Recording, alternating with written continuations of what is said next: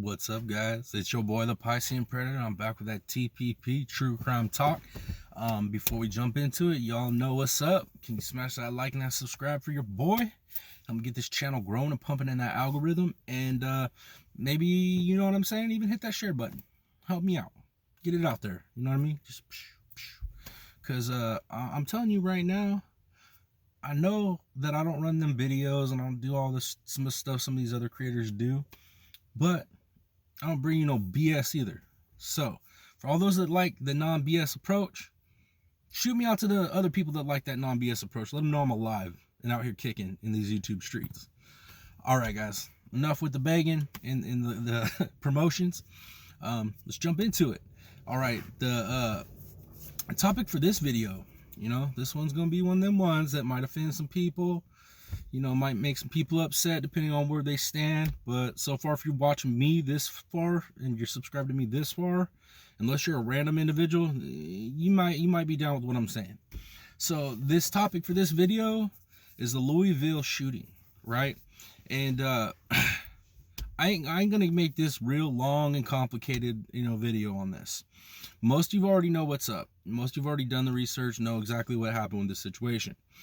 Basically, I'm gonna skip all the BS, right? The breakdown and what happened, this and that. You guys already know. You guys already know this man went to a bank that he was working at, right? And he went in with the gun and shot a bunch of people. Shot a bunch of his coworkers in a conference room while they were having a meeting. And dude, crazy. This dude left notes to his friend or his roommate and his parent, basically kind of saying what he was going to do, but not really. You know what I mean? His parent tried to get a hold of, you know, law enforcement when she found out. It was too late. Now, what it is, why? Why? Why do you do it? Well, he left a manifesto to explain it for us. So basically, it was to highlight how easy it is to get guns in America with the mental health issue in America, and he didn't want to live no more. That was it. That was his three. You know what I mean? That was basically it. He wanted to not live anymore, and he was going to make himself a martyr for the mental health and Second Amendment movement. You know what I mean? So basically, he never owned guns. He never shot guns.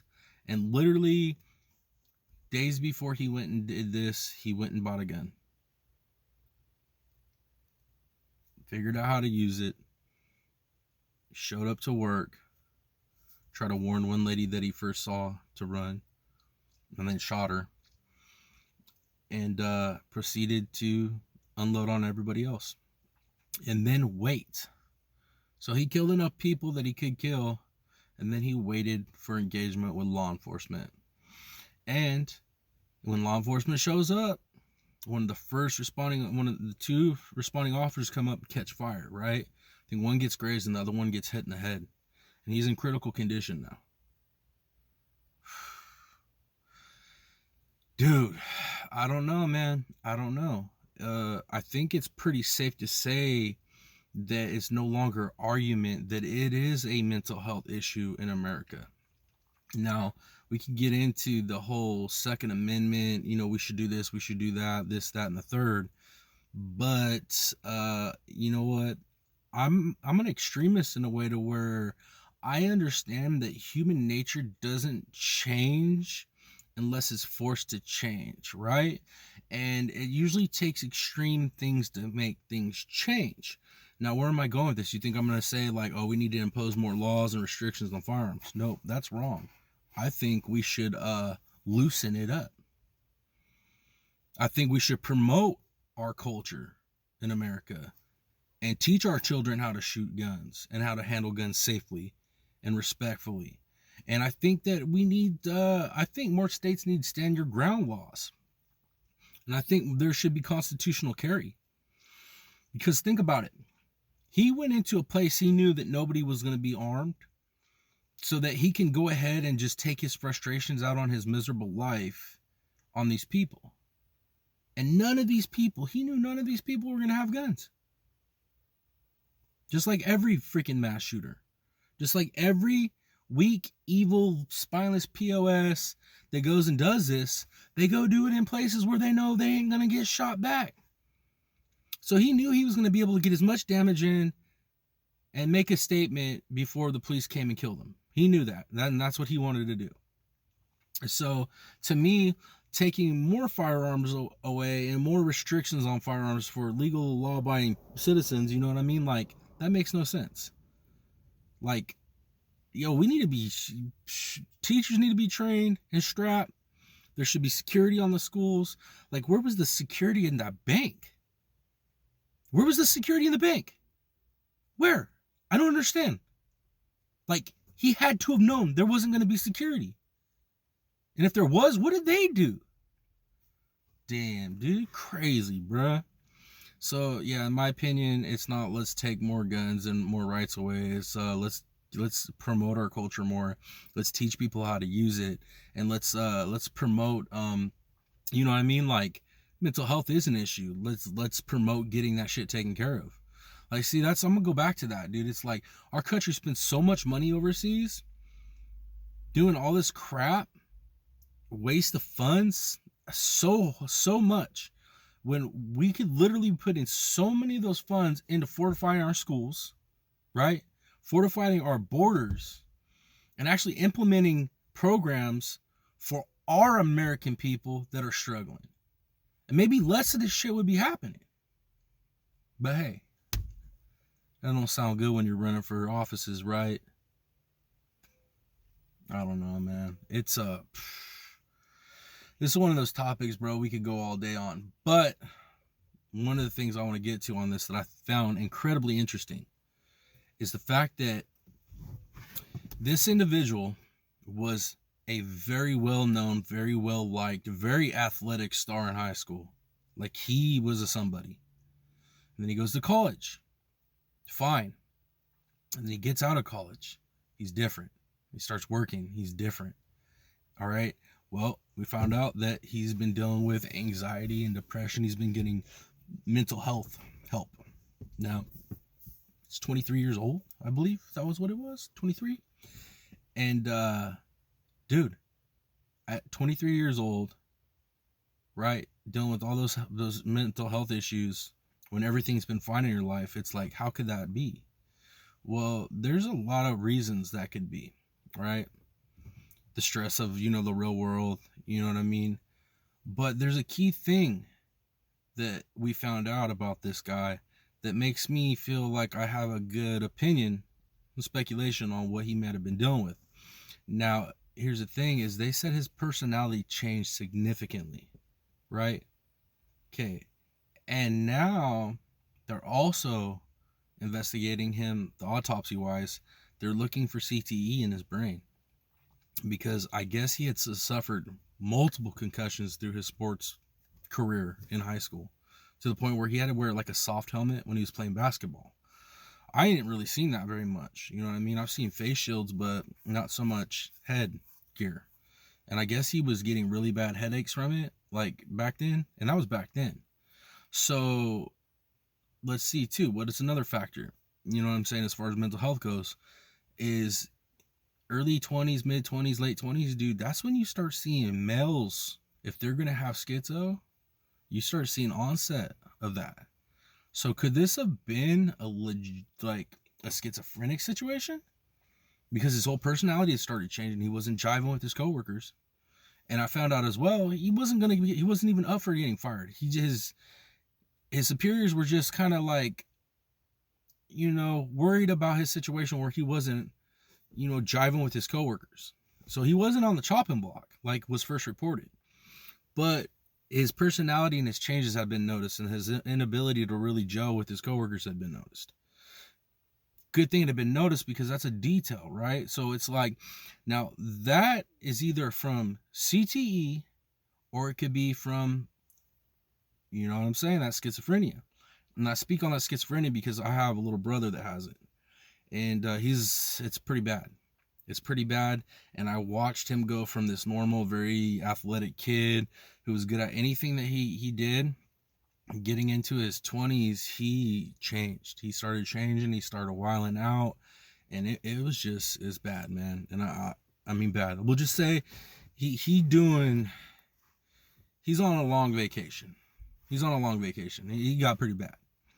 So I have some background with this. I ain't just spouting out my, you know. So yeah, man, like this is a serious situation, right? This is beyond guns, bro. This one right here is more mental health, and then a really big situation in our society, right?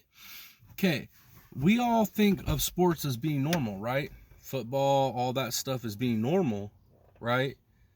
But it's not. Sports like that aren't normal.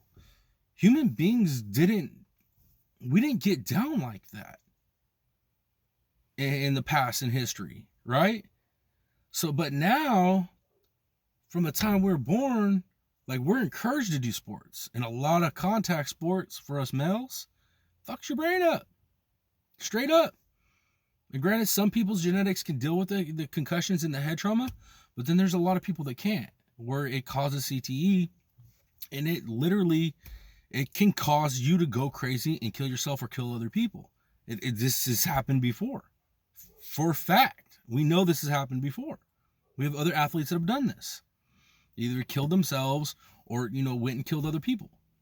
You can look it up. This has happened and it is linked back to CTE. I mean, like Junior Seau, when he committed suicide.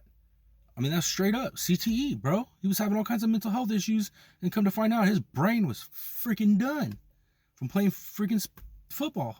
One of the best linebackers ever do it, but came with consequence. So, I mean, these are things that we need to look at in society. Like, we need to really step back and look at all the repercussions of the things that we take as being normal that weren't really normal 200 years ago, when we didn't have all these mass shootings and this crazy shit happening. So y'all can keep trying to blame the guns. It's not the guns. The guns can't walk in and shoot themselves. That's not how it works.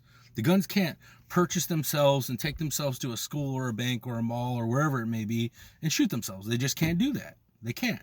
But a mentally ill person that's all messed up and ain't thinking right, they can do that. That's what they're doing. And then for anybody else that wants to argue that it's not mental health, that it's the guns, a normal person with no mental health issues, right? A normal person with no mental health issues does not kill people like that.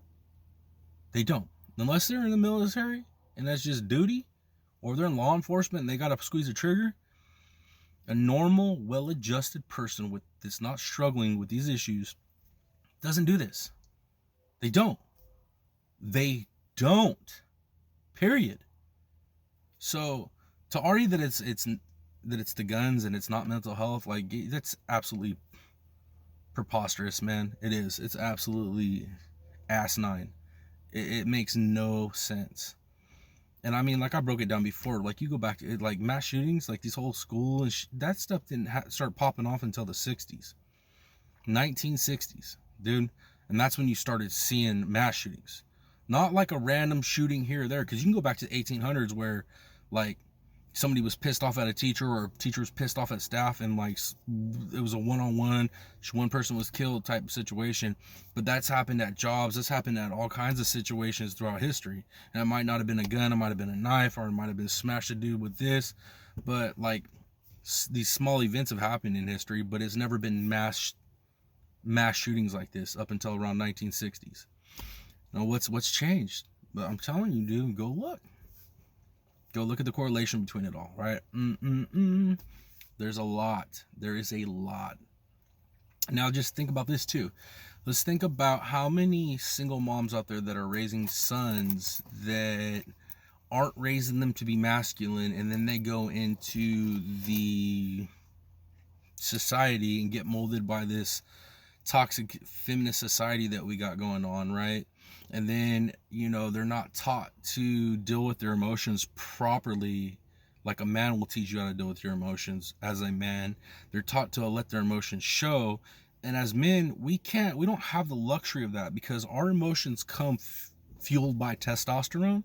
So if we don't learn rationality and how to calmly deal with stuff, we do crazy things.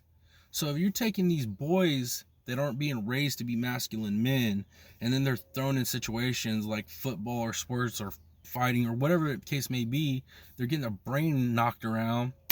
Yo, once that shit starts taking course, once that CTE starts breaking that brain down and they start getting that aggression, dude, forget about it. You're gonna have bad stuff happening.